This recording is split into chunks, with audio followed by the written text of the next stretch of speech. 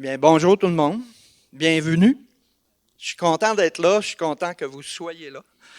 Je suis content à la maison que vous puissiez nous voir aussi. Mais je suis aussi très content de voir des gens dans la salle. On est quoi, une soixantaine? Ça fait chaud au cœur de se voir. Tantôt, j'ai passé proche d'en toucher, puis je me suis ravisé. C'est agréable de se voir. On a connu ça. On a eu la bénédiction de connaître ça en fin de semaine passée. On a fait un petit repas en groupe maison. On était 10. Mais je vous avoue que la distanciation devant Dieu, je ne dirais pas qu'on l'a réussi, mais on a fait attention. C'était très agréable, le repas, de fraterniser, de voir les dons. Par exemple, on a fait un feu de camp, puis il y avait Martin Dumas, il a emmené une petite boîte, là, un petit speaker, là. Ça sortait, puis il y avait de la musique chrétienne qui sortait en même temps qu'on regardait le feu de camp. C'était très agréable de voir les dons comme ça. On était bénis doublement en fin de semaine passée, parce que le lendemain, René Caron, puis Monique, sa femme, sont venus nous voir aussi. Puis, comme René disait qu'il aimait ça, que quand les présidents, ils se nommaient. Fait que, pour répondre à René, je me nomme Yvon Savaria. Mon père, c'est un Savaria. Mon grand-père, c'est un Savaria. Puis vous l'aurez deviné, mon fils, c'est un Savaria. Pour rester dans la famille, un peu ma fille, elle m'a donné un cadeau à ma fête ou à Noël, je ne m'en rappelle plus, qui s'appelle Ancestry. C'est une application qui recherche à travers l'ADN votre arbre géologique. Puis là, je me disais, je vais peut-être trouver dans ma famille un roi. Il n'y en a pas. Il n'y a pas de roi dans ma descendance. Je me suis dit, peut-être je viens d'un pays spécial, un pays peu connu, qui n'a pas beaucoup de monde. Non, en majorité, je viens de la 85% de la France. Fait qu'il n'y avait rien de spécial dans mon nom, juste quelqu'un de normal. Par contre, j'ai un autre nom qui s'associe à moi. Et à vous peut-être. Je suis un chrétien. Je le dis en anglais, je suis un Christian. Je descends de Dieu. J'ai notre Père qui est Dieu. Mon Père est Dieu, Dieu le Père. Et il y a Dieu le Fils, Christ, je suis chrétien, et je suis descendant de Jésus, le roi des rois. Il y a aussi Dieu l'Esprit qui vit en moi et qui met ce désir-là en moi de fraterniser, de louer Dieu, de rencontrer mes frères et sœurs. Il y a un mot qu'on parle souvent de ce temps-là, puis c'est correct de point de vue légal, mais c'est le mot distanciation. Mais la distanciation du cœur, de l'amour des uns vers les autres, nous qui descendons de Jésus-Christ, on ne doit pas le faire, on ne doit pas se séparer de l'amour qu'on a les uns pour les autres, de l'amour qu'on a, que l'Esprit met, notre désir dans notre cœur de s'aimer ardemment et de tout cœur, de louer Dieu. Et c'est ce qu'on va faire, aller louer Dieu ensemble avec Greg. Qu'est-ce qu'on peut dire d'autre après ce chant que oui, je crois? Bien entendu, on sait certainement qu'il y a encore des gens qui sont chrétiens, mais qui ne le savent pas. Dieu permet qu'on œuvre avec lui et qu'on témoigne à ces gens-là, qu'on témoigne à tous de l'amour de Dieu envers nous pour que la famille, l'Église, s'agrandisse. J'inviterai M. Ovid Blanchard pour prier pour les offrandes, s'il vous plaît.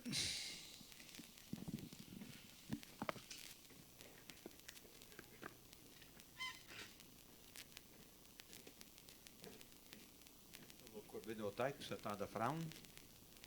1, 2. C'est bien. Eh bien, Éternel, d'abord, on veut te louer. On veut te louer, Seigneur, parce que tu es un grand Dieu, tu es notre Dieu, tu es aussi le seul vrai Dieu. Et on te remercie, Seigneur, pour le grand salut que tu nous as accordé par ton Fils. Quel privilège nous avons de t'appartenir, Seigneur.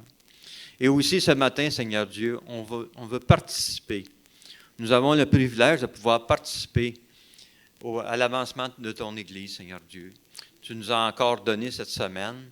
Et ce matin, on a retenu une partie de ce que tu nous as donné. Et on le fait avec joie, Seigneur, sans tristesse ni contrainte. Tu t'es donné aussi, Seigneur, avec joie, et nous aussi, on veut donner avec joie, Seigneur Dieu.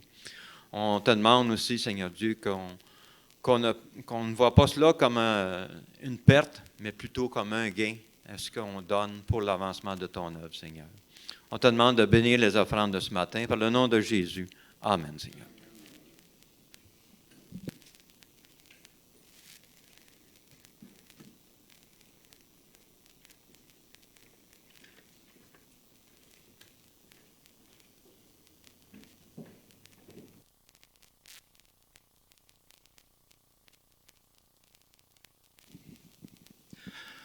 Merci, M. Ovid Blanchard. Pour la cellule pastorale, on va avoir des bonnes nouvelles, je pense. Je vais inviter M. Normand Charret.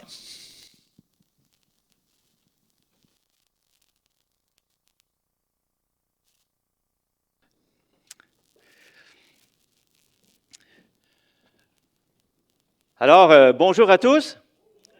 Quel grand privilège que nous avons d'être ensemble ce matin. Et tantôt, quand je voyais la jeune Béatrice qui, dans le temps de louange, bougeait, s'exprimait, le Seigneur dit qu'il puise des louanges de la bouche des enfants. Et ça, c'est extraordinaire. Mais il faut être ici pour voir ça. Et c'est un grand... Et même pour ceux à la maison, je nous encourage de vivre cette vie en Église ensemble au travers des célébrations le dimanche matin. C'est vraiment un privilège d'être ici. Une première annonce. Les chèques d'assurance sont arrivés. Ils ont été... Et ce dossier des assurances, il est finalement complété, fini. Normalement, nous ne devrions plus en entendre parler. Gloire à Dieu, le Seigneur a mis sa bonne main. Une autre chose, si vous remarquez, au niveau de la vie d'Église, ce qu'on est en train de vivre actuellement, c'est comme dans le secteur public, la rentrée. Et c'est ce qu'on est en train de vivre ensemble en Église et c'est la raison pour laquelle on vous remarquez qu'on se prépare à rentrer dans le bâtiment du Flambeau dans les prochaines semaines. Et ça, c'est toute une joie qu'on va pouvoir le faire. Si on remarque actuellement au niveau des célébrations, les célébrations ont lieu le samedi, mais déjà on se prépare pour que les célébrations aient lieu le dimanche. Et vous allez avoir des nouvelles très tôt à ce sujet. Et ça va être bon de pouvoir se réunir le dimanche parce que ça fait partie de nos habitudes et aussi de notre vie d'Église telle qu'on l'a vécue jusqu'à maintenant. Donc, dans les prochaines semaines, on va continuer à se développer au niveau de l'enregistrement pour que ça puisse se faire le dimanche. Donc, autre chose, il n'y a pas de date fixée pour le retour au bâtiment du Flambeau. Aucune date. Les célébrations vont avoir lieu au bâtiment du Flambeau. Et pourquoi? Parce que l'espace nous permet d'accueillir beaucoup plus de personnes en même temps. Au lieu d'être 60, on pourrait être 150. C'est pas merveilleux? Tout le monde, autant qu'on peut être au premier étage qu'au sous-sol. Et c'est la raison pour laquelle nous visons de pouvoir vivre la célébration ensemble dans le bâtiment du Flambeau. Mais pour ce faire, actuellement, il y a beaucoup de contraintes qu'on doit tenir compte. Tenir compte de la sonorisation qui doit être prête, tenir compte du ménage qu'on doit faire, de la peinture, parce qu'après une reconstruction, il y a toujours des aménagements qu'on doit faire. Les conditions sanitaires que nous devons mettre en place. Il y a beaucoup de choses à penser, il y a beaucoup de paramètres. Et au niveau de l'équipe pastorale, on s'aperçoit que ça va nous demander de prendre du temps pour pouvoir arriver là. Et c'est la raison pour laquelle je nous encourage à développer ou avoir dans notre vie le fruit de l'esprit qui s'appelle la patience. Il faut marcher au rythme que le Seigneur va nous permettre. Et ça va prendre un certain temps. Et c'est la raison pour laquelle on n'est pas en mesure de dire quand. mais c'est sûr qu'avant le retour du Seigneur, ça devrait arriver. Et c'est ce que nous encourage. Et je termine en vous encourageant à prier pour l'équipe pastorale, à prier pour les personnes qui vont s'impliquer, à tout préparer le retour, pour que le Seigneur nous donne la sagesse dans toutes les décisions que nous avons à prendre, le discernement pour savoir quoi faire comme il faut, afin que le peuple de Dieu soit béni et que le nom du Seigneur soit glorifié. Et ça, c'est important. Et je vais terminer justement ce matin en priant à ce sujet.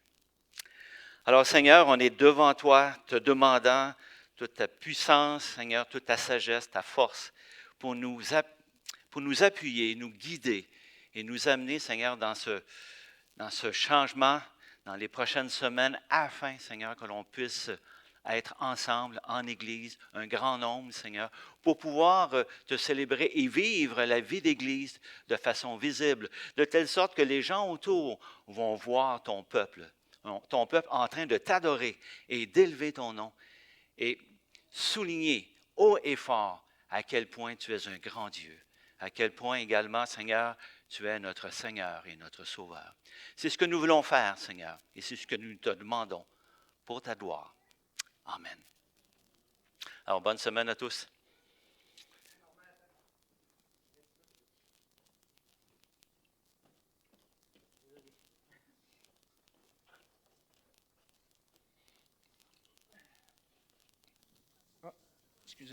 Excusez-moi, je veux juste en profiter pour dire merci à Normand Charest. Pour dire merci dans son travail dans l'assurance. Comment il l'a fait aussi sans dire je ne l'ai jamais vu, puis je le côtoie souvent, c'est mon coach. Je sais que c'est peut-être gênant, mais je veux vraiment te remercier avec le travail que tu as fait là-dedans, sans dire j'en ai ras-le-bol. Puis je suis tanné. Non, il n'y a jamais eu ça. Puis ça aurait été propice à faire ça. Fait que une des façons de te remercier, c'est de prier. Je vais prier pour toi si ça ne te dérange pas. C'est bon. Ah, Seigneur mon Dieu, je te remercie d'avoir mis Normand Charest dans ma vie, de le côtoyer ici. Je pense qu'au nom de l'Église aussi, on te remercie pour ça. Je voudrais que tu le bénisses, Seigneur mon Dieu. Bénis-le dans le travail qu'il fait. Donne-lui du fruit. Donne-lui de l'amour. Bénis-le dans toutes ses œuvres, Seigneur mon Dieu. Merci, Seigneur. Amen. Merci, mon frère. Merci.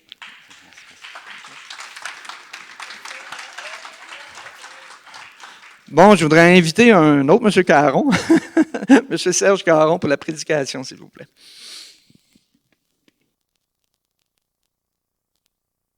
Enfin, vous voilà. Vraiment content d'être avec vous ce matin. Merci beaucoup, Yvon, de cette pensée pour notre pasteur Normand, qui a fait un travail vraiment, c'est vrai, je ne sais pas comment il l'a fait. Même lui, il disait, écoutez les gars, moi, je ne suis pas tellement habilité dans ces affaires-là. Je dis une chance. Qu'est-ce que ça serait s'il serait? Non, il a dû vraiment se tourner vers Dieu pour arriver à avoir la patience de traiter pendant la dernière année au niveau des assurances. On en sait quelque chose, on a travaillé, on a entendu souvent, lorsqu'on travaillait avec lui, comment les choses étaient souvent ardues. Et puis, c'est une grâce de l'avoir au sein du conseil pastoral. Écoutez, ça fait déjà 1 mois qu'on était partis, puis j'ai l'impression que ça faisait 1 an. On était partis en vacances. On est allé, nous, moi puis Mona, quand on prend des vacances, on prend ça en camping. On se retrouve là où on s'est rencontrés toutes les deux. Le camping, pour nous, c'est quelque chose de romantique, de magique. Et puis, on aime se retrouver dans cette ambiance-là. Il y a des personnes qui sont venues nous visiter, des frères, des sœurs qui sont venues. Ma fille est venue avec mes 2 petits-enfants. On était vraiment contents de les voir à toutes les fois. Et puis, on est allé dans les grandes régions, on a visité un petit peu la famille, et puis ça a surtout permis, je dirais, à Mona de se retrouver un peu après le décès de sa mère. Et à chaque jour, elle a vécu ça quand même, je pourrais dire, assez difficilement. Et puis, mais le fait qu'on était ensemble, qu'on était dans cette ambiance-là, ça a vraiment permis d'avancer dans le deuil d'une manière que je pourrais dire qui a été bénie. Puis on remercie Dieu. Puis en même temps, je tiens à remercier l'Assemblée de nous permettre de prendre ce grand mois de vacances que nous avons présentement et puis qui est tout le temps très apprécié. Alors, ce matin, ceci étant dit, est-ce que vous autres, vous avez pris des vacances cet été? Oui, puis, papé, une belle été, hein? De la chaleur, en voulez-vous, en v'là. Et puis, tant mieux si vous avez pu vous reposer, c'est agréable. Digne de notre vocation. Le sous-titre « Profitant de la connexion fraternelle dans une unité qui honore Dieu ». Un long sous-titre, mais ça vous laisse deviner un petit peu comment je me suis peut-être senti. J'avais besoin de me retrouver dans cette unité, dans cette communion fraternelle. Et si vous voulez, wow, c'est béni, hein? Entendez-vous la bénédiction de Dieu? Alors, on va se lever debout ce matin, encore quelques instants, pour lire le verset dans Éphésiens 4, de 1 à 6, pour ceux qui ont leur Bible. Ceux qui ne l'ont pas, je vais vous le lire. Vous allez pouvoir vous concentrer. C'est encore bon de pouvoir ramener avec son masque sa Bible le dimanche matin, le samedi. Alors, il dit, je vous exhorte donc, dans Éphésiens 4, les versets 1 à 6. Je vous exhorte donc, moi, le prisonnier dans le Seigneur, à marcher d'une manière digne de la vocation qui vous a été adressée, en toute humilité et douceur, avec patience. Supportez-vous les uns les autres avec amour, en vous efforçant de conserver l'unité de l'esprit par le lien de la paix. Il y a un seul corps et un seul esprit, comme aussi vous avez été appelés à une seule espérance, celle de votre vocation. Il y a un seul Seigneur, une seule foi, un seul baptême, un seul Dieu et Père de tous, qui est au-dessus de tous, parmi tous et en tous. Et là-dessus, on peut dire Amen. Amen. Et je vous invite à vous asseoir. On va s'arrêter surtout ce matin sur ce titre de « Marcher d'une manière digne de notre vocation », en regardant deux concepts qu'on retrouve dans ce texte-là, le concept d'amour et le concept d'unité.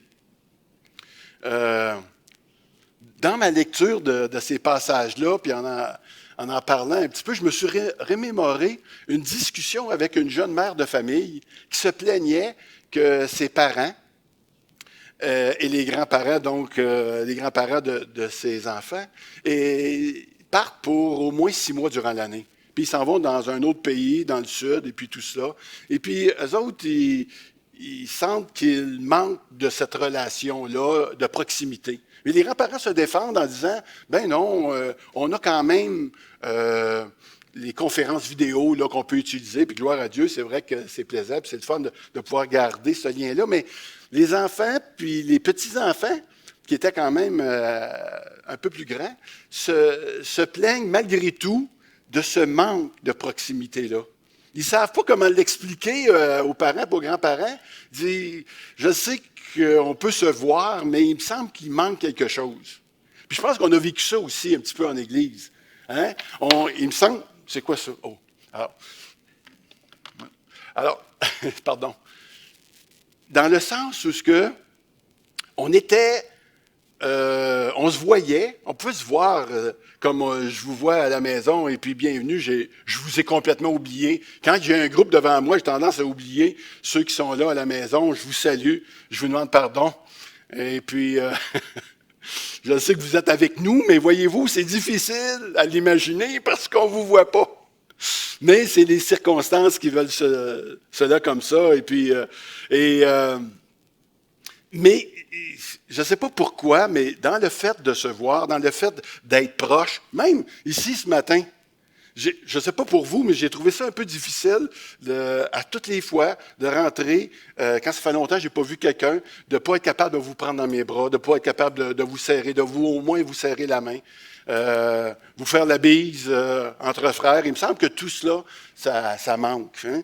Et on a envie. Francis Schaeffer a dit ceci. Il dit qu'à la chute, l'être humain ne s'est pas seulement déconnecté de Dieu, mais également de lui-même et de ses semblables. Donc, l'unité qui existait entre Adam et Ève, avant la chute, a aussi été brisé à la chute comme telle. Et bizarrement, on a au fond de nous ce désir d'être ensemble, mais en même temps, on a besoin de faire l'effort pour y être. Je ne sais pas si vous avez déjà remarqué ça. Ce n'est pas toujours évident.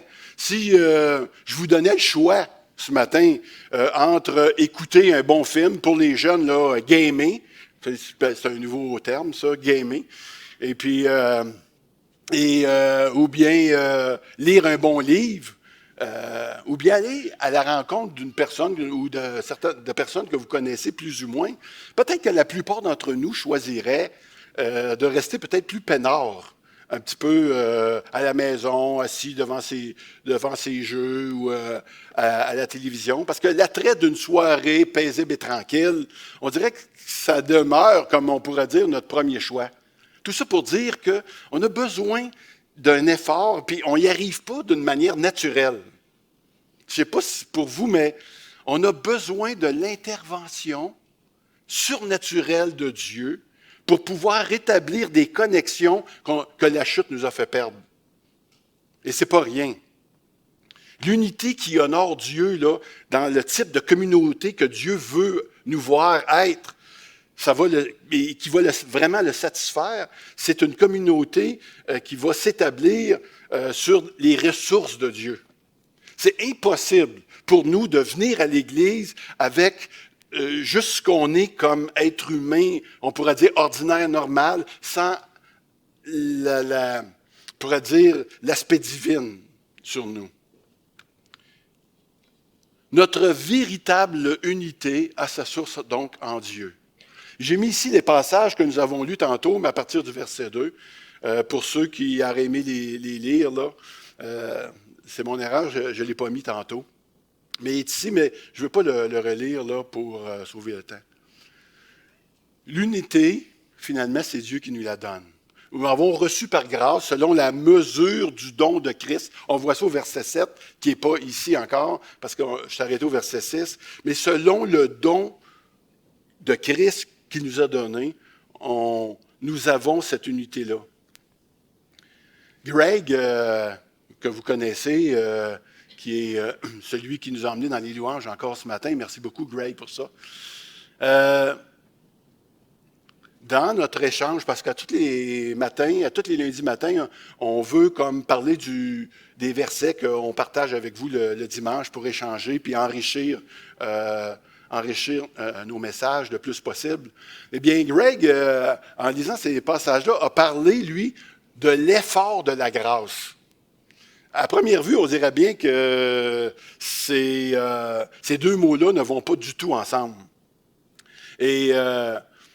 Mais Paul semble dire qu'ils se complètent. Et je vais vous regarder ensemble. Si vous regardez le mot « supporter » et « efforcer », donc supportez-vous les uns les autres et efforcez-vous de conserver cette unité. Ces deux mots qui sont des participes présents comme tels et qui font en sorte que c'est des... comment que je pourrais dire ça? Ce sont des moyens de grâce. Des moyens de grâce que Dieu donne à son peuple pour grandir, on peut dire, dans la foi. Et je sais que ce n'est pas évident ce que je suis en train de dire présentement, parce que des fois, quand on parle de grâce, c'est comme quelque chose qui est là puis qu'on n'a plus besoin de rien faire. Puis si je parle d'effort puis tout ça, on dirait que je suis un petit peu légaliste dans ma manière.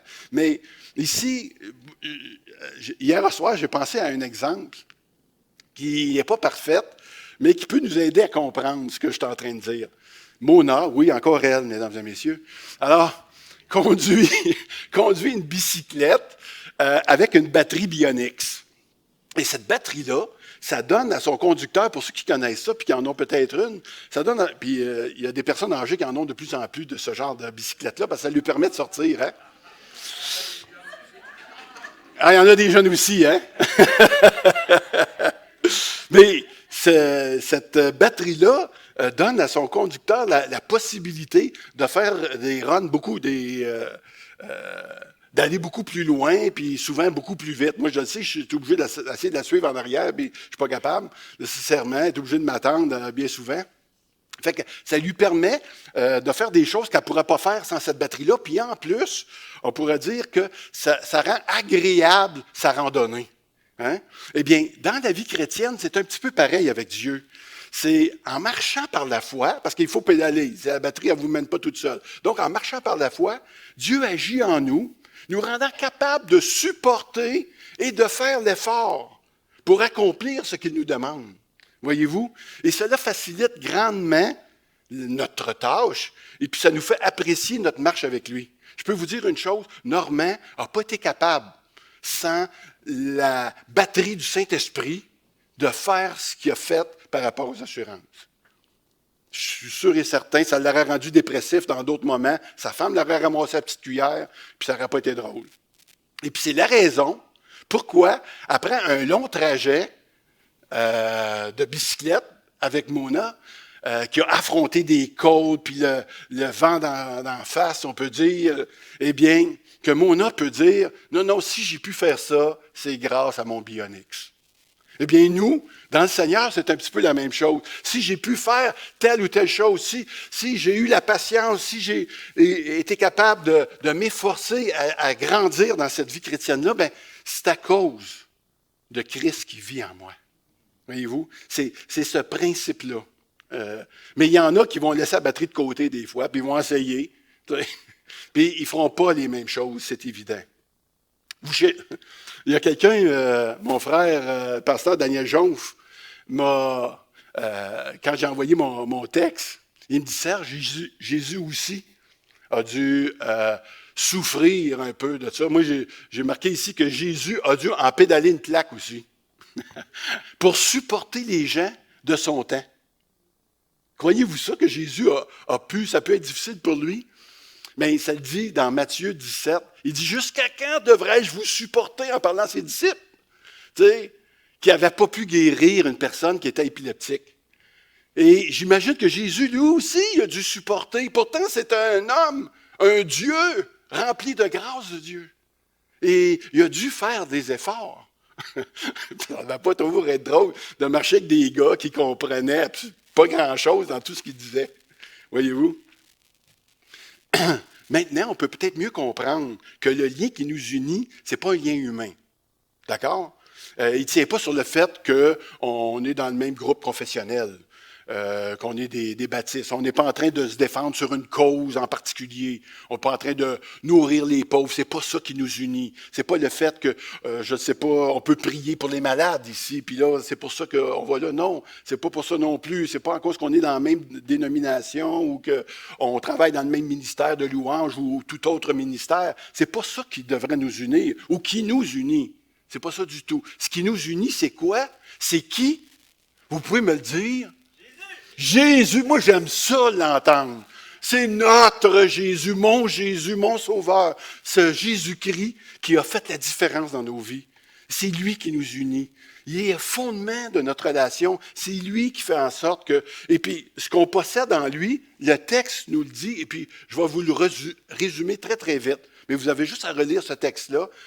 Mais ce qu'il a fait, premièrement, il nous a mis dans un seul et unique corps, dont il est la tête. Première chose. Deuxième chose, il nous a fait que nous sommes habités du Saint-Esprit. Il y a une réflexion immense à faire là-dessus. Nous avons la même destinée. On s'en va tous où, pour ceux qui sont nés de nouveau? Au ciel, dans la présence de notre Seigneur, exactement. Et puis, on a tous la même foi, la seule et unique foi qui sauve. C'est nous qui l'avons, qui la possédons. T'sais, on a le seul baptême au nom du Père, du Fils et du Saint-Esprit. Et finalement, nous avons que ce seul Dieu-là, qui est au-dessus de tous, qui est parmi tous et qui est en nous tous. Alléluia! Alors, si vous demandez ce que nous avons en commun, c'est tout cela. Et c'est Dieu qui l'a créé, qui a fait de nous, ces personnes, notre Dieu qu'on peut appeler notre Père. C'est pourquoi on possède, maintenant une vocation, un appel. Chacun d'entre nous, on a une vocation, on a un appel. Dans le temps, les vocations, c'était pour les curés. Maintenant, chacun d'entre nous, on en a une. On a une vie vocationnelle, dévouée. Dietrich Bonhoeffer, qui est un pasteur dévoué de son temps, de son époque, dans le temps de la guerre, de la Deuxième Guerre mondiale, résume ce que nous venons de dire en ceci. Il dit, la fraternité chrétienne, c'est pas un idéal humain, c'est pas un idéal à atteindre, mais c'est une réalité déjà. Nous sommes dans la réalité qui a été donnée par grâce en Jésus-Christ. Ça, là, c'est la fraternité. C'est quelque chose qui nous arrive quand on est nouveau. Je ne sais pas pourquoi on peut reconnaître des frères. Je me rappelle une fois que je marchais à Ottawa, ça faisait pas longtemps que j'étais sauvé, puis j'ai vu un homme sandwich qui parlait de la nouvelle naissance, puis de Jésus, puis un homme qui traînait les rues pieds nus, puis tout ça. Je me suis identifié à lui. J'ai dit, hey, il y a un frère, j'étais tout content de le voir. Avant ça, je me serais sauvé pour jamais le croiser. Et là, j'ai reconnu en lui un frère. Tu sais, et je ne sais pas pourquoi. Tu sais, j'étais comme content de voir qu'il y en avait partout, même à Ottawa. En tout cas, alors, et c'est en prenant part à notre, si on peut dire, c'est en prenant part à cette unité-là qu'on rencontre notre vocation, simplement. Et j'aimerais ça revenir avec vous sur le verset 3. Ça dit, « Efforcez-vous de conserver l'unité », un petit point que donne l'Esprit, dans la paix qui nous lie les uns aux autres. L'unité, ce n'est pas quelque chose à accomplir. Mais souvent, on le présente de cette manière-là, comme s'il faudrait créer l'unité. Non, l'unité, on l'a eu, le Seigneur nous l'a donné. Dans ce qu'on a vu tantôt, il nous a tout donné ça, ça fait de nous un groupe uni. Maintenant, ce qu'il dit, qu'est-ce qu'il dit? Conserver. Ah, on est appelé à s'efforcer de conserver. Donc, si c'est quelque chose qu'on doit conserver, vous êtes d'accord avec moi que c'est quelque chose qu'on a déjà? Il faut juste s'efforcer de le conserver comme ça. Et ce qui veut dire que quand deux croyants se rencontrent, normalement, sont déjà unis, puis ils vont devoir, c'est de savoir si quand ils vont se voir, ils vont manifester le fait d'être unis. Et cette manifestation-là, lorsque deux croyants se rencontrent, ça porte un nom un peu bizarre, qui est difficile à saisir aujourd'hui. Et c'est quoi ça? Une relation de quoi, mon amour? Ben, une relation d'amour, mon amour! Non, mais tu sais, je t'ai donné la réponse qui se met, là. Tu sais. Fait que, ben, c'est beau, mon homme, bien essayé. Alors, ici, la relation d'amour qu'on est en train de parler, c'est la relation agapée. C'est l'amour. Un amour agapé, c'est quoi? C'est un amour qui fait grandir l'autre. Oh, pas un amour pour juste soi, c'est un amour en vue d'eux. C'est ça la relation agapée. C'est un amour qui est centré sur les autres. C'est un amour qui est tellement radical que seul Dieu peut susciter ça en nous. Dieu a mis cet amour pour nos frères, pour nos sœurs, en nous, et il veut simplement qu'on la fasse grandir. Donc, vous avez déjà présentement, peu importe ce que vous pensez de moi, vous avez de l'amour pour moi. Hein? Et le ciel déverse tout l'amour que vous avez besoin pour m'aimer. Alors, c'est impossible que vous disiez, oui, peut-être que je ne suis pas aimable, mais vous avez en vous, étant donné que vous êtes un enfant de Dieu, tout ce qu'il vous faut pour m'aimer, même quand je ne suis pas aimable. C'est une réserve inépuisable. Elle vient de Dieu.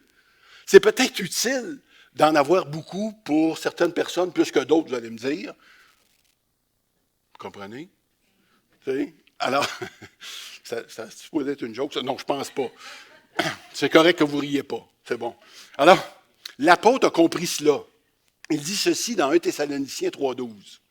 Il dit que le Seigneur fasse croître et abonder l'amour que vous avez les uns pour les autres. Croître et abonder l'amour qui est déjà là, les uns pour les autres. Le Seigneur fait abonder l'amour. On finit jamais de trouver, ça veut dire qu'on finit jamais de trouver des nouvelles manières de déverser l'amour de Dieu les uns dans les autres. Il y a toujours des manières qu'on peut faire. Oh, j'ai tout fait, je suis plus capable. Non, il y a toujours encore des manières que le Seigneur, parce que c'est une réserve inépuisable. Donc, je vais vous donner juste une couple d'exemples. Quand on épouse ton mari, ton ami, ton frère, ta sœur, ou, tu sais, va être le moins aimable, là, l'amour de Dieu va faire en sorte qu'il va sortir le bionique spirituel. Tu comprends? Ça va embarquer. Et là, ça va te permettre de déverser de l'amour en lui ou en elle. D'ailleurs, c'est lorsque nous étions ennemis de Dieu que Dieu nous a réconciliés avec lui. Pourtant, on était ennemis, c'est nous qui l'avons mis à la croix et puis lui nous a réconciliés dans ce moment-là. On sait qu'on ne mérite pas l'amour de Dieu, mais l'amour de Dieu est inconditionnel. Marc-Olivier nous en a fait une belle présentation la semaine dernière dans son message de 1 Corinthiens 13. Dieu nous donne l'amour pour qu'on puisse la répandre autour de nous, autour de toi. Donc, nous sommes des distributeurs. Nous autres, on est des distributeurs et non des fabricants d'amour. C'est tout simplement. Alors, ça, c'était le passage que je ne vous ai pas montré, mais qui est la preuve. 1 Thessaloniciens 3,12. L'amour agapé vient du ciel. Je vais continuer un petit peu là-dessus pour insister sur le fait que cet amour-là est particulier et ne vient pas de nous-mêmes. Tenter d'aimer l'autre, là, sans le bionyx, c'est de passer à côté de quelque chose de très grand dans la vie chrétienne. Pourtant, on est souvent là. L'amour agapé, c'est produit par Dieu, puis ça se traduit par certains exemples. Mettons qu'un soir, vous décidez de faire un petit massage d'orteil. Il y en a qui font ça, là, je le sais, à ton chéri ou à ta chérie. Mais l'amour agapé fait en sorte que tu n'as pas d'attente qu'il t'en fasse un après, nécessairement. Peut-être qu'il va le faire, peut-être qu'il ne le fera pas, mais ce n'est pas ton attente. Tu comprends? L'amour agapé n'a pas vraiment d'attente, mais elle est là pour donner dans ce sens-là. Alors, si tu veux lui apporter des fleurs, c'est pas pour te faire pardonner de la dernière scène de colère que tu as eue, mais c'est tout simplement pour montrer ton approbation comme telle. Et sans attendre qu'elle va te donner des congés de faire la vaisselle, vous en faites de même. Encore là, il n'y a pas d'attente. Si tu veux faire plaisir, mettons, à ta femme, puis tu décides de t'occuper des enfants pendant la journée, pendant l'église, de faire le ménage, quand il va revenir, ça va être propre, Marie-France, je te garantis. Alors, et là, peut-être même ton repas va être préparé, ça va peut-être être ton meilleur repas. Marie-France, elle a 5 enfants, c'est son mari aujourd'hui qui garde pour que Marie puisse profiter de ce bon temps qu'elle a aujourd'hui ici avec nous.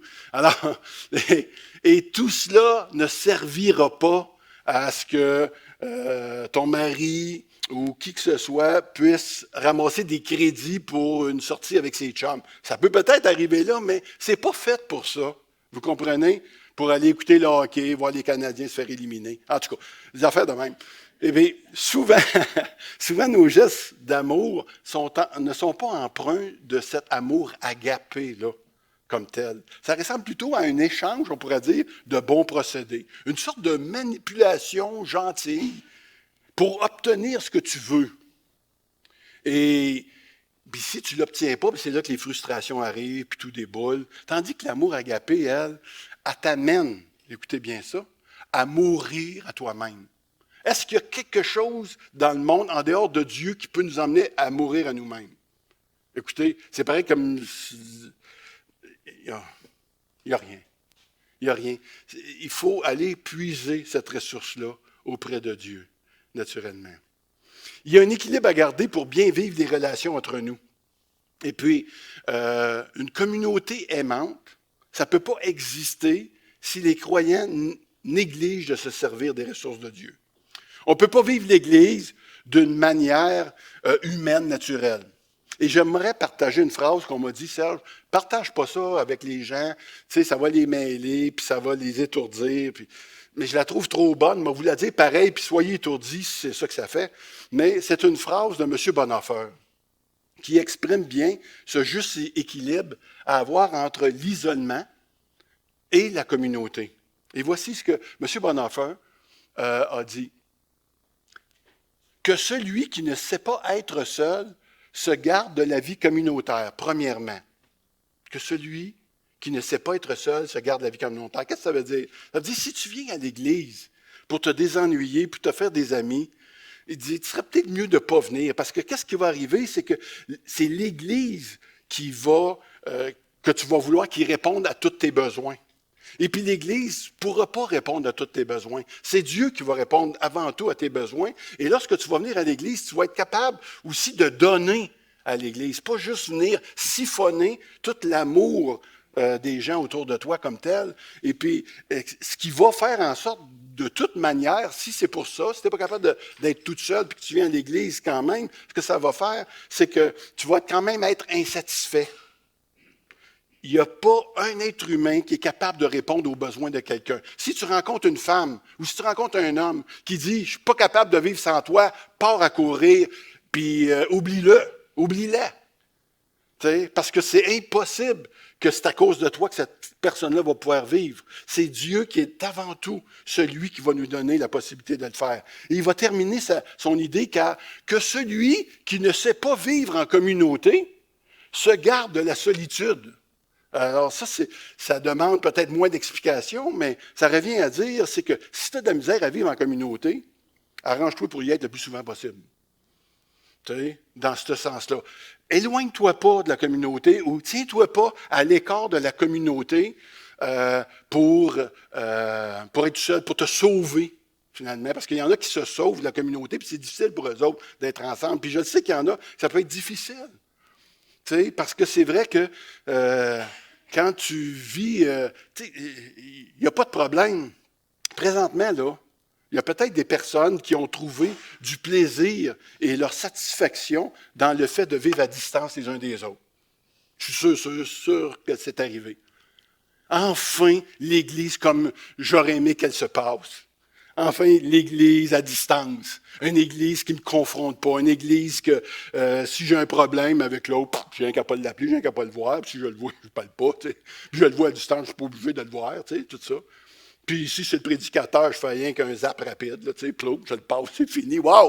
Vraiment, l'Église d'aujourd'hui, wow, ça c'est bon. Non. Alors, M. Bonhoeffer dirait, s'il vous fait partie de ceux-là, il vous dirait, fini les cultes en pyjama! Fini les cultes en pyjama! Telle fun d'être en pyjama. J'ai jamais prêché en pyjama, je vais autant vous le dire.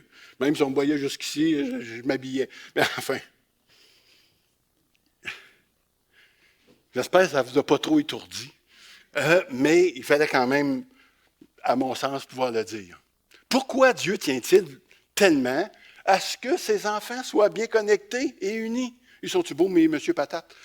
Monsieur, Madame Patate. Alors, le fait d'être connectés, ça nous aide à nous fortifier et à nous encourager à une plus grande piété. C'est vrai, hein? Le fait d'être ensemble, ça peut nous encourager. Mais c'est beaucoup plus que la simple jouissance d'être ensemble qui fait qu'on aime ça, être unis. Dieu veut se faire connaître par un réseau. Écoutez bien. Écoutez-moi bien. Dieu veut se faire connaître par un réseau d'individus qui s'interconnectent ensemble si facilement que le monde va être interpellé et surpris. Et comment s'appelle ce réseau? Pfiou, j'ai eu peur de me dire Facebook. Alors,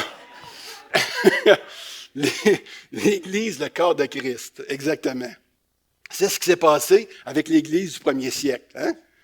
L'Esprit Saint a créé une unité tellement incroyable entre les croyants, entre les païens, entre les Samaritains, entre les Juifs plutôt, j'ai dit les croyants, c'est les Juifs. Les Juifs, les païens, les Samaritains, qu'ils ont été convaincus par Jésus de s'appeler frères et sœurs. C'est ce que Dieu a fait, il les a connectés, puis là, ils ont dit, hey, on est des frères et des sœurs, on a le même Père, on est là. Puis ça a créé une révolution jusqu'à aujourd'hui encore. Cette révolution-là a perpétué jusque dans nos années aujourd'hui. Dans Acte 15, ça dit, dans Acte 5, pardon, au verset 12 et 13, il dit, ils se tenaient tous d'un commun accord au portique de Salomon. Personne d'autre n'osait se joindre à eux, mais le peuple les tenait en grande estime. Il y avait peur. C'est vrai que les gens peuvent avoir peur de se joindre. mais ils peuvent nous voir, puis voir quelque chose de particulier. Il y a un lien particulier qui nous unit en dehors de nos affinités naturelles. Moi, avant de connaître le Seigneur, ce que j'aimais beaucoup, mes amis, ils pratiquaient tout le sport. Ils faisaient du sport, puis on aimait le sport, le hockey, le football, tous les sports. Et aujourd'hui, toutes les personnes avec qui je me tiens, ils ne savent rien du sport. Ah, ils sont vraiment plates. Non. Non, mais on a ce lien ensemble maintenant. Ils aiment Jésus. J'aime Jésus. Et c'est le lien que je veux qui nous unisse. C'est ça que je veux qu'on puisse vivre ensemble lorsqu'on est ensemble. Nous avons cette particularité de pouvoir cultiver, si on peut dire, nos relations autour de cet amour. Hey, c'est l'amour de la Trinité qui est en elle, entre Père, Fils, Saint-Esprit, qui nous a communiqué à nous autres. Puis nous autres, on est supposés d'être capables de vivre ça. Là. Fait que, tu sais, regarde, on ne tient pas à terre. Là. À un moment donné, ça va lever, ça. T'sais. Allons lire Romains 15, 5 et 7, qu'est-ce que ça dit? Que le Dieu de persévérance et du réconfort vous donne de vivre en plein accord les uns avec les autres, comme le veut Jésus-Christ, afin que tous ensemble, d'une seule voix, vous rendiez gloire au Dieu et Père de notre Seigneur Jésus-Christ. Accueillez-vous donc les uns les autres comme Christ vous a accueillis pour la gloire de Dieu. Si on doit s'accueillir les uns les autres, frères et sœurs, comme le Christ l'a fait pour nous, c'est moins dans notre intérêt que dans l'intérêt de Dieu. C'est ce que le texte est en train de dire présentement. Dieu, il disait, c'est le fun que vous soyez ensemble, vous avez du fun, hein? Mais moi, je tripe encore beaucoup plus que vous. Puis quand je veux vous voir ensemble, c'est pour ma gloire, c'est pour que vous puissiez m'adorer. Puis Pasteur Jonf me disait il dit, Serge, je n'ai pas vu beaucoup dans les commentaires, mais il dit, j'aime beaucoup le fait d'être ensemble d'une seule voix. C'est qu'est-ce qu'on a fait un matin d'une seule voix? On a adoré. On s'est mis dans un seul esprit, dans une seule voix pour adorer. Quand les gens viennent ici à l'Église, et qu'est-ce qu'ils disent, la plupart d'entre nous, qu'est-ce que nous disons par le fait qu'on est rassemblés ensemble vraiment? Une des premières choses qu'on aime faire, c'est le fait qu'on peut louer d'une seule voix, d'adorer, de glorifier notre Dieu d'une seule voix. Vrai? C'est vrai que c'est le fun. Tu sais, quelqu'un m'a dit, je ne vais pas à l'église, j'ai essayé, puis dans leur église, il faut qu'ils adorent lorsqu'ils chantent avec le masque, puis il dit, j'aime pas ça, puis je trouve ça déplaisant. Et je lui ai donné les règles gouvernementales, mais tu sais, ça va l'air être difficile là, de le faire dans son église, mais enfin, l'Esprit produit en nous un désir de l'adorer de toutes les façons possibles, en unité de corps. C'est une des raisons que les gens invoquent lorsqu'ils viennent ici, en Église. On peut aussi parler d'unité comme moyen d'évangélisation. Je pense que c'est Greg qui en a parlé tantôt. Il y a un passage ici qui dit « Afin que tous soient un comme toi », ça c'est la prière de Jésus, « Père, tu es en moi, et comme je suis en toi, afin qu'eux aussi soient un en nous. » Et pourquoi? Pour que le monde croie que tu m'as envoyé. L'unité, c'est un des plus forts principes d'évangélisation qu'on ne peut pas trouver dans les Écritures.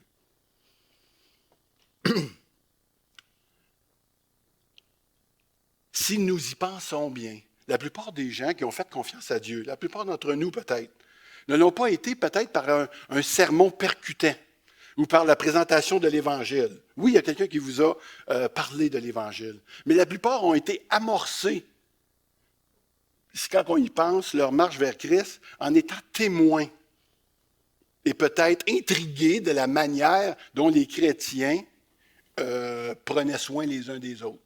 En tout cas, dans mon exemple personnel, la conversion du Seigneur, ça m'a vraiment intrigué avant tout par 3 chrétiens qui travaillaient au pénitencier. Pendant 7 ans de temps, j'ai pu les voir, ils étaient ensemble, ils priaient ensemble de différentes façons. Je me rappelle, après que je suis devenu chrétien, on a été un témoignage très, très fort parce que sur l'heure du midi, on priait dans les salles communes, les quelques chrétiens que nous étions. Et plus tard, on faisait le tour des clôtures en priant. Et ça, les gens le savaient tous. Ça nous a valu une lettre Comment? Oui, une lettre de discipline. Ils ne voulaient pas qu'on fasse ça. Tu sais? Mais ça doit être intriguant pour eux de voir ces choses-là. Dernièrement, et ça, il y en a quelques-uns qui peuvent peut-être témoigner la même chose ici. Dernièrement, lors des obsèques et des funérailles de la mère Amona, Grand-Lise, eh bien, il y a un frère avec toute sa famille qui est venu nous visiter là-bas pendant le temps de COVID, parce que, puis c'était pas évident, il n'y a pas eu beaucoup de monde d'une certaine manière, parce que les gens savaient qu'ils pouvaient juste rentrer, nous saluer sans nous donner la main, puis passer, puis retourner. Fait que tu ne feras pas 2 heures de machine ou, tu sais, de machine. Je parle pareil comme mon père, moi, là. Alors, tu ne feras pas 2 heures de route pour faire ça, mais ça a eu un impact. J'ai resté surpris de voir l'impact. Ah, ouais, il est venu comme B avec toute sa famille, ses enfants. Puis ça a eu son effet, je pourrais dire. C'est comme un geste d'amour, simplement, qui a été remarqué. Je me demande aussi, lorsqu'on fait la distribution, ici, puis au flambeau, maintenant au flambeau, du marché alimentaire, qu'est-ce que les gens vont remarquer le plus? Est-ce que c'est la grosseur de leur panier ou l'amour que nous avons les uns pour les autres en tant que croyants? Et je me suis posé la question, et c'est ça. Alors, la croissance chrétienne est un projet d'unité de groupe aussi. Si vous voulez grandir dans la vie chrétienne, la meilleure manière, c'est en unité. On ne peut pas faire ça chez nous. D'ailleurs, ça dit ici, il y a quelqu'un qui pense qu'il a parlé de ce verset-là ce matin. Veillons les uns sur les autres pour nous inciter à l'amour et aux œuvres bonnes. N'abandonnons pas notre assemblée, comme celle-là, c'est la coutume de quelques-uns, mais exhortons-nous mutuellement, et cela d'autant plus que voyez le jour s'approcher. Hébreux 19, 24, 25. C.S. Lewis, un des plus grands théologiens, en tout cas, pas des plus grands, mais des plus connus, je pourrais dire, de notre génération, il a dit ceci, puis ça m'a surpris de lire ça. Écoutez bien. Il dit, je pensais que je pouvais vivre la vie chrétienne seul en me retirant et en lisant des livres de théologie. Il n'allait pas à l'église, il n'aimait pas les endroits où on entendait parler l'Évangile, il n'aimait pas non plus les cantiques, il trouvait que c'était des poèmes médiocres, puis la musique, elle était encore plus, selon lui, plus médiocre. Puis un jour, il a entendu un homme pauvre, âgé, chanter des cantiques avec ferveur, avec cœur, avec conviction. Et puis il s'est rendu compte qu'il n'était même pas digne de cirer ses bottes. C'est comme ça qu'il l'a dit. Je me rappelle la première fois qu'un chrétien est arrivé avec une cassette. Dans ce temps-là, c'était des cassettes. Ça vous donne un peu l'idée de quand je suis sauvé. Fait que là, il me dit, Serge, écoute ça. Il dit, tu vas voir, c'est des gars qui chantent a cappella là-dessus, puis il dit, tu n'as jamais entendu rien de semblable. J'ai dit à moi-même, toi, là, tu ne connais pas de Genesis, puis Pink Floyd, il m'a dit des affaires de même, tu sais. Fait que j'ai dit, bon, OK. J'ai écouté ça. Il y avait 3 hommes là-dessus qui chantaient le psaume 116, J'aime l'Éternel, car il entend ma voix, il a penché son oreille vers moi. Je l'invoquerai toute ma vie. Hey, moi, j'entends ça. Les gars, à cappella, toi. Écoute, j'ai été saisi de l'Esprit Saint. Je n'ai jamais entendu rien de si beau, rien de si merveilleux. Puis il faut dire qu'après ça, j'ai entendu le témoignage de ces personnes-là. Et puis, c'est des gars, c'est des rescapés d'une vie misérable, et qui maintenant chantaient l'amour de Jésus dans leur vie. Moi, j'ai trouvé ça extraordinaire, formidable. La croissance chrétienne, c'est un projet de groupe plutôt qu'un objectif personnel. La communauté, là, c'est le sol dans lequel les croyants, on va mûrir le mieux. Alors, si votre vie ne va pas bien, on pourrait dire que regardez dans quelle mesure la communauté est impliquée dans votre vie.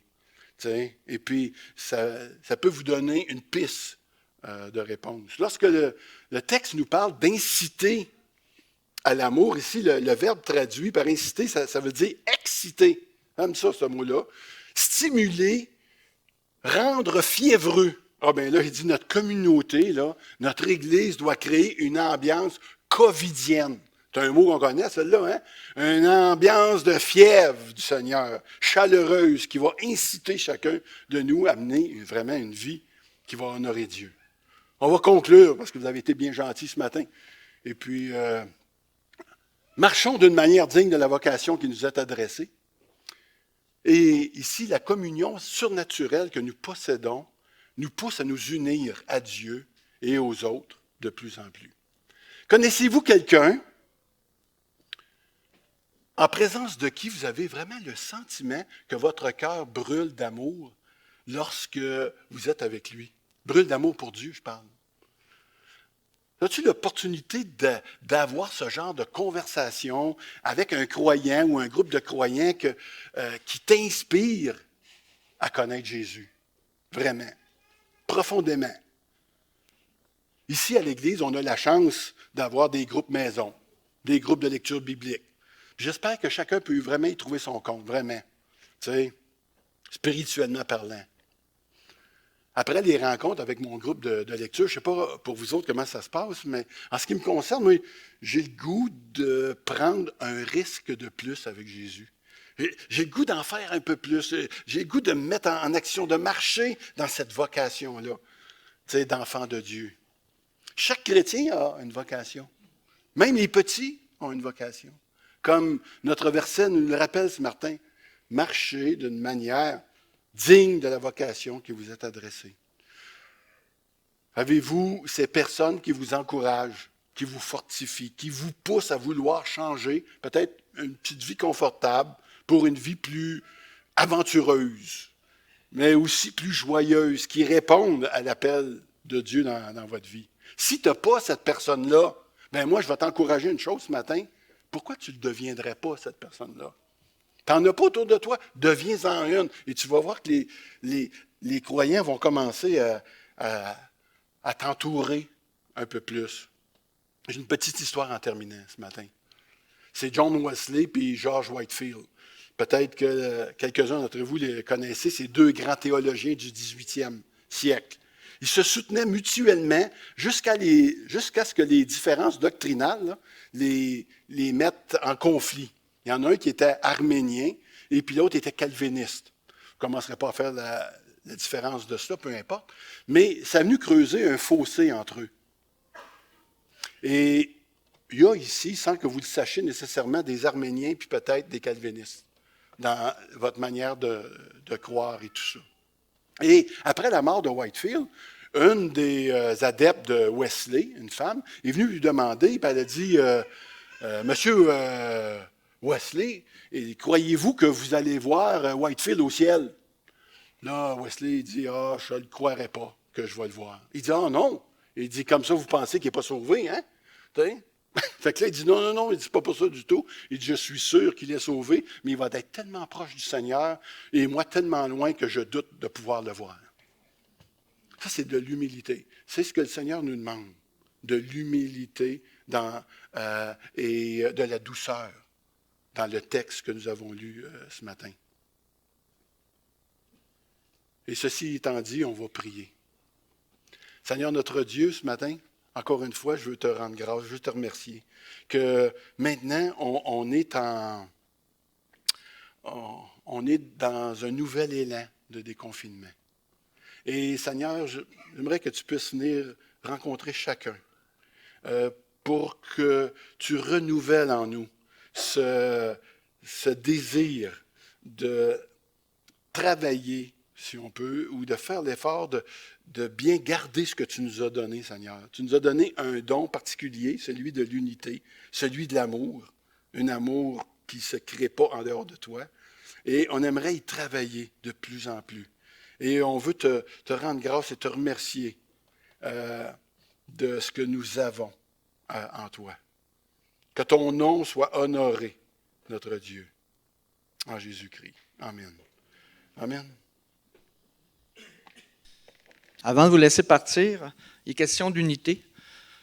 Il est question de frères et sœurs. Quand on est ensemble avec un frère qui est dans la joie, on est dans la joie. Quand on est ensemble avec un frère qui est dans la tristesse, on est dans la tristesse.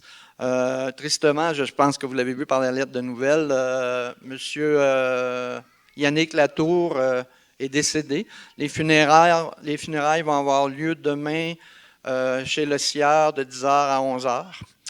Je vais juste prendre quelques secondes pour prier pour, je pense, sa femme, c'est Suzanne Jalbert, puis pour le deuil. Seigneur mon Dieu, comme on vient de l'entendre, pour être unis dans l'amour, on reste branché à toi, puis on veut s'adresser à toi parce que toi, tu peux tout faire contre toute attente, même dans les pires moments. Et on te demanderait de prendre soin de la peine des proches de Yannick, de sa femme et des gens qui sont proches de lui. Puis, tout comme tu as fait, je te demande de continuer de faire avec le deuil de Mona. Prends soin contre toute attente dans la tristesse absolue, de donner la paix à ces personnes-là. Merci qu'on puisse s'adresser à toi. Amen. Et pour rester branché sur la batterie Bionix, c'est triste, Mona, ta batterie ne durera pas 20 ans encore. Mais Jésus-Christ, c'est pour l'éternité. Bonne semaine.